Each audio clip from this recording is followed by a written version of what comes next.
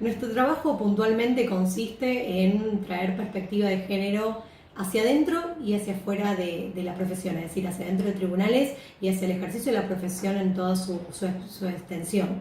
Obviamente entendemos que la perspectiva de género no es solamente la mención de las normas, sino también la aplicación efectiva en la práctica. Partimos de la base que el derecho tiene una base totalmente androcéntrica y hay que deconstruirla.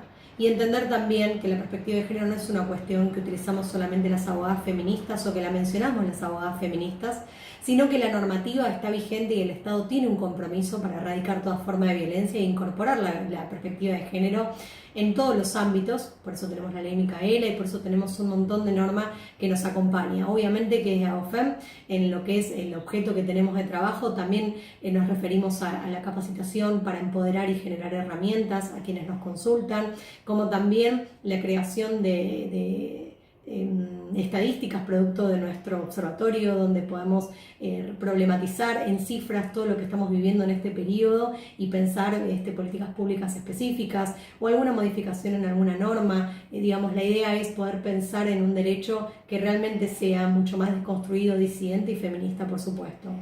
AOFEM cumplió 2 años hace muy poquito tiempo. Estamos en 13 provincias de nuestro país y en 9 localidades del Gran Buenos Aires.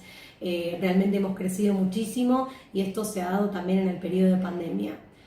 Por otro lado, en lo que refiere a la igualdad de género en el deporte, bueno, considero que realmente es algo que principalmente es importante que se esté visibilizando.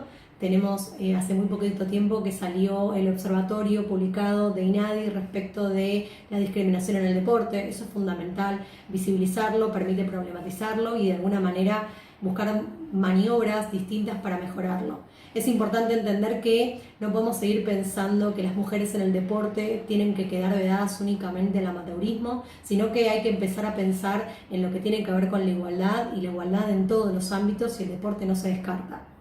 Por otro lado, hay ciertas situaciones para tener en cuenta cuando nos referimos a una situación de violencia en un club específicamente y qué mecanismos pueden utilizarse dependiendo qué tipo de violencia nos estemos refiriendo.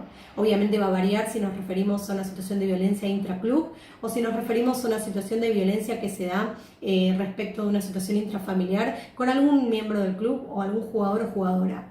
Es importante tener en cuenta que es fundamental que los clubes cuenten con protocolos de acción como para poder generar mecanismos internos y poder prevenir estas situaciones. Es fundamental la capacitación interna y externa sobre esta temática para poder encontrar mecanismos cada vez más sólidos y fundamentalmente me parece que es importante un mensaje para los clubes, saber a quiénes tienen en esos clubes digamos, como jugadores, sobre todo me refiero principalmente a lo que es el deporte en el fútbol, en el masculino, donde es importante tener en cuenta de que el club no puede mantenerse neutro respecto a situaciones de violencia que se puede dar con un jugador y donde hay denuncias previas.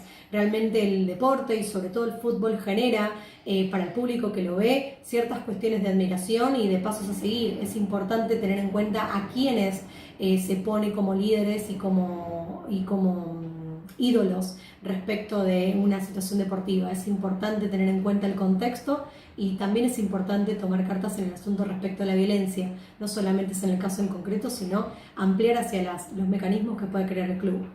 Por otro lado, nuestro trabajo en el periodo de la pandemia fue muy arduo, fue un trabajo de casi todo un año hacia adentro, donde hemos crecido muchísimo. Esta mención que decía del crecimiento de las 13 provincias se dio en el contexto de pandemia, producto de que la virtualidad nos permitió también encontrarnos a través de infinitos Zooms, que nos permitió crear estrategias de trabajo y a la vez ir haciendo un crecimiento enorme de AOFEM hacia adentro. Obviamente hicimos muchísimo hacia afuera, hemos creado nuestro observatorio producto de las lamentables cifras que tenemos de femicidio en nuestro país, como para poder visibilizar desde nuestro lugar también los casos que vemos y donde vemos falencias en el Estado.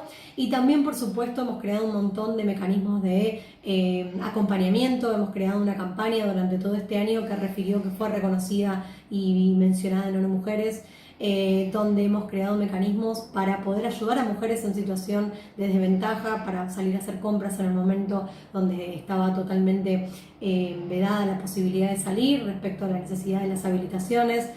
producto de la pandemia y el aislamiento, para que pudieran recibir ayuda solidaria para poder realizar las compras y demás. Hemos tratado de trabajar muchísimo, mostrando que el derecho tiene un fin totalmente social, que no solamente nos queda vedado el ámbito de los tribunales y que la perspectiva de género tiene que ser aplicada, y es importante atender las violencias desde los lugares donde nos encontramos. Así que ese es nuestro gran desafío, y bueno, estamos terminando este año, pero UFEM sigue creciendo muchísimo, felizmente creciendo cada vez más y llegando a más lugares de nuestro país.